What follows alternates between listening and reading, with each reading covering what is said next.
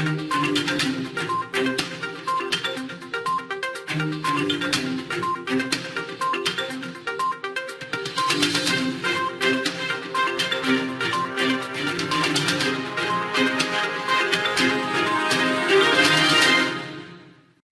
عليكم ورحمة الله تعالى وبركاته. halkani waa Jabadtv xaruntiisa dhexe wadanka Finland gaar ahaan magaalada Helsinki.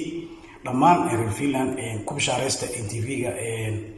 hawada soo galay mar dhowna barnaamij soo daadidoona diilaha ilaado Jabadtv xaruntiisa dhexe wadanka Finland. TV-gan waa baahida loo qabo Soomaalida Finland aan u sameynay waxa way barnaamij badan daadidoona waxa ka mid ah barnaamijka sharciga dalka immigration-ka iyo mataqaana dadka masaakiinta walaalaheena ah waxa way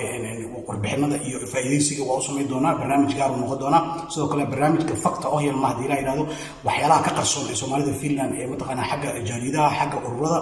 mataqaana iyo ururada jaalidaha isku xirma horma inaan gaarsiino jaalidaha waxa way dad anaga naga mas'uul ah way in ayagana waxa way la tashano wada tash sameeyno barnaamijkaas waa daadidoona fakta oo yar sidoo kale ah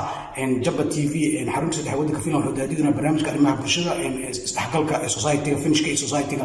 mataqaana Soomaalida qodobka soo sameeyay doona hadii la yiraahdo Finnish badan ku casuumayna Jabadtv xaruntiisa dhexe wadanka Finland